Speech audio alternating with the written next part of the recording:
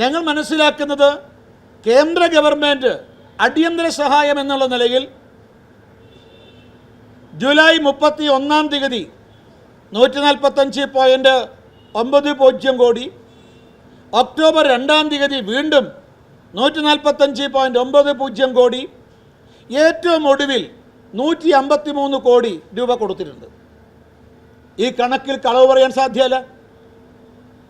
ഇതുവരെ ഈ ചൂരൽമല മുണ്ടക്കൈ ദുരന്തത്തിൻ്റെ പേരിൽ സംസ്ഥാന സർക്കാർ ചെലവഴിച്ചത് ഇതിനും കൂടുതലാണോ കുറവാണോ?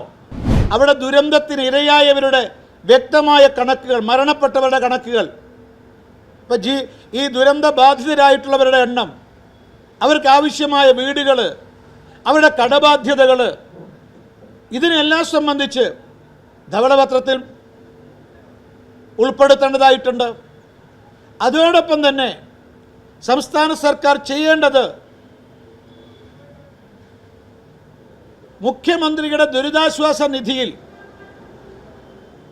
ഈ മുണ്ടക്കൈ ചൂരൽമല ദുരന്തത്തിൻ്റെ പേരിൽ മാത്രം പിരിച്ചത് 677 കോടിയാണെന്ന് പറയുന്നുണ്ട്. പക്ഷെ വ്യക്തമായ കണക്ക് അത് പ്രസിദ്ധീകരിക്കണം. മാത്രമല്ല, ഞങ്ങൾ പറയുന്നത് ഇതുവരെ ഈ ഗവൺമെൻറ് വയനാട് ദുരന്തത്തിന് വേണ്ടി ചെലവഴിച്ച തുക എത്രയാണ്? ഞങ്ങൾ മനസ്സിലാക്കുന്നത് കേന്ദ്ര ഗവൺമെൻറ് അടിയന്തര സഹായം എന്നുള്ള നിലയിൽ ജൂലൈ 31 145.90 കോടി, ഒക്ടോബർ 2 വീണ്ടും 145.90 കോടി, ഏറ്റവും ഒടുവിൽ 153 കോടി രൂപ കൊടുത്തിട്ടുണ്ട്. ഈ കണക്കിൽ കളവ് പറയാൻ സാധ്യമല്ല. ഇതുവരെ ഈ ചൂരൽമല മുണ്ടക്കൈ ദുരന്തത്തിൻ്റെ പേരിൽ സംസ്ഥാന സർക്കാർ ചെലവഴിച്ചത് ഇതിനും കൂടുതലാണോ കുറവാണോ? ഗവൺമെൻറ് പ്രഖ്യാപിക്കണം. ഇതുവരെ ചെലവഴിച്ച തുക എത്രയാണ്? അടിയന്തര സഹായം എന്ന നിലയിൽ കേന്ദ്ര ഗവൺമെൻറ് കൊടുത്ത തുക എത്രയാണ്? ചെലവഴിച്ച തുക എത്രയാണ്? ഞാൻ ചോദിക്കട്ടെ, പുനരധിവാസ പദ്ധതി അതിൻ്റെ ഭൂമി വാങ്ങണമെങ്കിൽ ഭൂമി വാങ്ങിക്കാൻ, ഇനി കൃഷിഭൂമി നൽകുന്നുണ്ടെങ്കിൽ അത് വാങ്ങിക്കാൻ ഇതിൻ്റെ പേരിൽ മാത്രം ചെലവഴിച്ച, ഇതിന് മാത്രം സ്വരൂപിച്ചെടുത്ത 677 കോടി രൂപ ഗവൺമെൻറ് കയ്യിലുണ്ട്. അതെന്തുകൊണ്ടാണ് ചെലവഴിക്കാത്തത്? ഞങ്ങൾ മനസ്സിലാക്കുന്നത് ഈ ദുരന്തത്തിൻ്റെ പേരിൽ ഇതേവരെ ചെലവഴിച്ച തുക, അതിൽ കൂടുതൽ തുക കേന്ദ്ര ഗവൺമെൻറ് സംസ്ഥാന സർക്കാരിന് കൊടുത്തിട്ടുണ്ട്. അതിലൊരു നയാ പൈസ കൂടുതൽ സംസ്ഥാന സർക്കാർ ചെലവഴിച്ചിട്ടില്ല. അതുകൊണ്ട് ഇപ്പോൾ വയനാട്ടിലെ ജനങ്ങളെ സംബന്ധിച്ച് അവിടുത്തെ പ്രകൃതി ദുരന്തത്തെക്കാൾ വലിയ ദുരന്തമായിട്ട് സർക്കാരിൻ്റെ നിഷ്ക്രിയത്വം മാറിയിരിക്കുകയാണ്.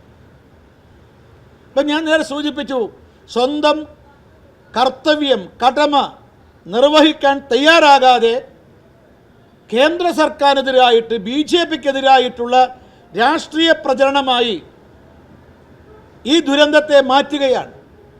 ഇപ്പം എന്താ നേരത്തെ പറഞ്ഞു കേന്ദ്രം സഹായിക്കുന്നില്ല എന്ന്. ഇത് പുതിയ ആരോപണം ഉയർന്നു വന്നിരിക്കുന്നു. അതായത് അവിടെ വ്യോമസേന ഹെലികോപ്റ്റർ ഉപയോഗിച്ചു, അതിന് പണം അവർ ചോദിക്കുന്നു. ഞാൻ ചോദിക്കണം, ഈ മുഖ്യമന്ത്രി വിവരക്കേടാ വിളിച്ചു പറയുന്നത്? അവരെ കഴിവുകേട് ജനങ്ങളുടെ മുന്നിൽ തുറന്നു കാണിക്കേണ്ട ആവശ്യമില്ല. ഞാൻ ചോദിക്കട്ടെ, ഇന്ത്യയിലെ എല്ലാ സംസ്ഥാനങ്ങൾക്കും ബാധകമായ നിയമമാണ് കേന്ദ്രം നടപ്പാക്കുന്നത്. 2005 കോൺഗ്രസും മാർക്സിസ്റ്റ് പാർട്ടിയും കേന്ദ്രം ഭരിക്കുന്ന സമയത്തുണ്ടാക്കിയ നിയമമാണ് ദുരന്ത നിവാരണ നിയമം. അതിൻ്റെ അടിസ്ഥാനത്തിലാണ് കേന്ദ്ര ഗവൺമെൻറ് നടപടികൾ സ്വീകരിക്കുന്നത്. എവിടെയൊക്കെ വ്യോമസേന ഇത്തരം ദുരന്ത കാലഘട്ടങ്ങളിൽ സേവനം നടത്തിയിട്ടുണ്ടോ അതിനവർ പണം സംസ്ഥാന സർക്കാരിൽ നിന്ന് വാങ്ങാറുണ്ട്. ഇന്ത്യയിലെ എല്ലാ സംസ്ഥാന സർക്കാരുകളിൽ നിന്ന് കൊടുത്തിട്ടുണ്ട്. ആ പണം കേന്ദ്ര ഗവൺമെൻറ് മറ്റൊരു അക്കൗണ്ടിലൂടെ തിരിച്ചു കൊടുക്കും. ഇപ്പോൾ KSEB നമ്മുടെ സംസ്ഥാന സർക്കാരിൻ്റെ വിവിധ വകുപ്പുകളിലേക്ക് കരണ്ട് കൊടുക്കുന്നു, പണം വാങ്ങുന്നുണ്ട്. പക്ഷേ KSEBക്ക് ഈ ബന്ധപ്പെട്ട വകുപ്പുകൾക്ക് സംസ്ഥാന സർക്കാർ ബഡ്ജറ്റിലൂടെ പണം കൊടുക്കുന്നുണ്ട്. ഇതൊരു ക്രമീകരണം മാത്രമാണ്. പിന്നെ പിണറായി വിജയന് നടത്താൻ പാടില്ല. ഇത് കേരള ഗവൺമെൻറ് ഇത് ബാധകമല്ലേ? ഈ പിണറായി വിജയൻ്റെയും മാർക്സിസ്റ്റ് പാർട്ടിയുടെയും തമ്പ്രാൻ മനോഭാവം മാറണം. അവരുടെ കഴിവുകേടുകൾ മറച്ചു വെക്കുകയാണ്. അവരുടെ മിസ്മാനേജ്മെൻറ്റ് പ്രകാരം സാമ്പത്തിക തകർച്ച കേരളം നേരിടുകയാണ്. അതുകൊണ്ട് അവർക്കൊന്നും ചെയ്യാൻ കഴിയുന്നില്ല. അതൊക്കെ മറച്ചു വെക്കാൻ ഇത് കേന്ദ്രത്തെ തലയിൽ കെട്ടിവെക്കുക. ഞാൻ ചോദിച്ചു, വ്യോമസേന ആവശ്യപ്പെട്ടതിൽ എന്താണ് തെറ്റ്? അത് സാധാരണ നടപടിക്രമം മാത്രമല്ലേ? ഒരു ദുരന്തത്തെ ഇങ്ങനെ രാഷ്ട്രീയ പ്രചരണമായി മാറ്റാൻ പാടുണ്ടോ? ഏതായാലും ഇപ്പോൾ ഗവൺമെൻറ് ശ്രമിക്കുന്നത് അവരുടെ കടബാധ്യതകൾ തീർക്കാൻ വേണ്ടിയിട്ട് ഈ ദുരന്തത്തെ ഉപയോഗപ്പെടുത്തുകയാണ്. ദുരന്തത്തിൻ്റെ പേരിൽ കേന്ദ്രത്തിൽ നിന്ന് വലിയ കോടികൾ ഇങ്ങോട്ട് വരണം, എന്നിട്ട് ഈ ഗവൺമെൻറ്റിൻ്റെ ഈ കടബാധ്യത തീർക്കണം എന്നുള്ളതാണ് അവർ ഉദ്ദേശിക്കുന്നത്. ഇപ്പോൾ ഉദാഹരണം നോക്കൂ നിങ്ങൾ. ഇപ്പോൾ ഇന്ന് ഒരു വാർത്ത വന്നിട്ടുണ്ട്.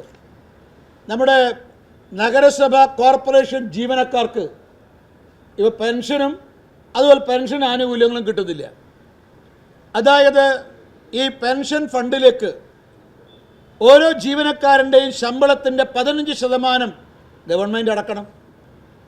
പക്ഷേ കഴിഞ്ഞ ഏതാനും വർഷങ്ങളായിട്ട് ഈ പെൻഷൻ ഫണ്ടിലേക്ക് സംസ്ഥാന സർക്കാർ അടക്കാറില്ല. ഏകദേശം 860 കോടി രൂപ കുടിശ്ശികയാണ്. സർക്കാരിന് പണമില്ല. അതുകൊണ്ട് പെൻഷൻ ഫണ്ടിലേക്ക് സംസ്ഥാന സർക്കാർ പണം അടക്കുന്നില്ല. അതുകൊണ്ട് ആയിരക്കണക്കിന് കോർപ്പറേഷൻ, നമ്മുടെ വിവിധ കോർപ്പറേഷനുകളിൽ നിന്ന് അതുപോലെ നഗരസഭകളിൽ നിന്ന് വിരമിച്ചിട്ടുള്ള ജീവനക്കാർക്ക് പെൻഷനും കിട്ടുന്നില്ല, പെൻഷൻ ആനുകൂല്യവും കിട്ടുന്നില്ല. ഇത് കേന്ദ്രം നൽകാത്തതിൻ്റെ പേരിലല്ല. മാത്രമല്ല, പാവങ്ങൾക്ക് കേന്ദ്ര ഗവൺമെൻറ് സൗജന്യ വൈദ്യസഹായം 5 ലക്ഷം രൂപയുടെ വൈദ്യസഹായം ഏർപ്പെടുത്തിയിട്ടുണ്ട്. ആയുഷ്മാൻ ഭാരത് പദ്ധതി അതിപ്പോൾ കേരളത്തിൽ നടപ്പാകുന്നില്ല. കാരണം 1600 കോടി രൂപയുടെ കുടിശ്ശിക സർക്കാർ മെഡിക്കൽ കോളേജിലും സർക്കാർ ആശുപത്രികൾക്കും ഗവൺമെൻറ് ആശുപത്രികൾക്കും സ്വകാര്യ ആശുപത്രികൾക്കും കൊടുക്കാറുണ്ട്. അതിവിടെ ആയുഷ്മാൻ ഭാരത് പദ്ധതി എന്ന രീതിയിലല്ല ഇവിടെ നടപ്പാക്കുന്നത്. കാസ്പ എന്ന പദ്ധതി നമുക്കെല്ലാവർക്കും അറിയാം. ആ കാസ്പ പദ്ധതിയിൽ കേന്ദ്ര സർക്കാരിൻ്റെ കണക്കനുസരിച്ച് ആയുഷ്മാൻ ഭാരത് പദ്ധതിയിൽ 23 ലക്ഷം കുടുംബങ്ങൾക്കാണ് അർഹത. പക്ഷെ അതിൻ്റെ കൂടെ സംസ്ഥാന സർക്കാർ ഏതാണ്ട്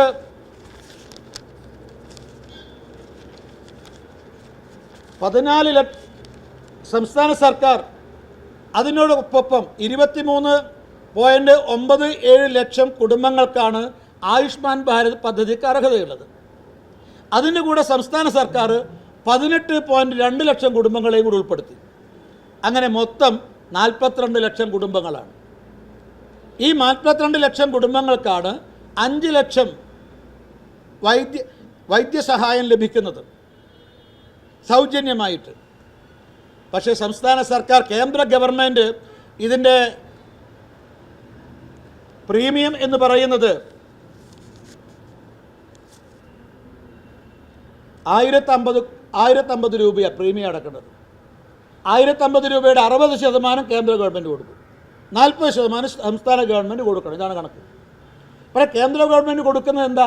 കേന്ദ്ര ഗവൺമെൻറ് കണക്കനുസരിച്ച് 23.77 ലക്ഷം കുടുംബങ്ങളുടെ പ്രീമിയം, അതിന് 60% കേന്ദ്രം കൊടുക്കണം, 40% സംസ്ഥാനം കൊടുക്കണം. സംസ്ഥാന സർക്കാർ കൂട്ടിച്ചേർത്ത ഈ 14 ലക്ഷത്തിൻ്റെ 100% വിഹിതവും സംസ്ഥാന സർക്കാർ കൊടുക്കണം. ഇത് കൊടുക്കാൻ സംസ്ഥാന സർക്കാരിന് കാശില്ല. കേന്ദ്രത്തിന് വിഹിതം കൊടുത്തു. സംസ്ഥാന സർക്കാരിന് വിഹിതം കൊടുക്കാത്തത് കൊണ്ട് ഈ പദ്ധതി നടപ്പാകുന്നില്ല. മാത്രമല്ല, ഇപ്പോൾ കേന്ദ്ര ഗവൺമെൻറ് APL BPL വ്യത്യാസമില്ലാതെ 70 വയസ്സ് കഴിഞ്ഞ എല്ലാ ആളുകൾക്കും 5 ലക്ഷം രൂപയുടെ സൗജന്യ വൈദ്യസഹായം നൽകാൻ തീരുമാനിച്ചു ആയുഷ്മാൻ ഭാരത് പദ്ധതിയിൽ. അത് കേരളത്തിൽ നടപ്പാക്കണ്ടെന്ന് തീരുമാനിച്ചിരിക്കുന്നത്, പണമില്ലാത്തതുകൊണ്ട്, 40% കൊടുക്കാനില്ലാത്തതുകൊണ്ട്. അപ്പോൾ സംസ്ഥാന സർക്കാർ അവിടെ മിസ്മാനേജ്മെൻറ്റ് പ്രകാരം സാമ്പത്തിക തകർച്ചയില്ല. പക്ഷേ ആ സാമ്പത്തിക തകർച്ച പരിഹരിക്കാൻ ഈ വയനാട് ദുരന്തത്തെ ഉപയോഗപ്പെടുത്താനാണ് മുഖ്യമന്ത്രിയും സംസ്ഥാന സർക്കാർ ശ്രമിക്കുന്നത്. അവിടെ ഞങ്ങളൊരു കാര്യം ഗവൺമെൻറ്റോട് പറയുന്നു, ഈ വ്യാജമായ രാഷ്ട്രീയ ആരോപണങ്ങൾ ഉന്നയിക്കുന്നതിന് പകരം, കേന്ദ്ര ഗവൺമെൻറ്റിനെതിരെ അടിസ്ഥാനരഹിതമായ ആരോപണങ്ങൾ ഉന്നയിക്കുന്നതിന് പകരം സംസ്ഥാനം ചെയ്യാനുള്ളത് സമയബന്ധിതമായി പൂർത്തിയാക്കാൻ ചെയ്യാൻ തയ്യാറാകണം എന്നുള്ളതാണ്.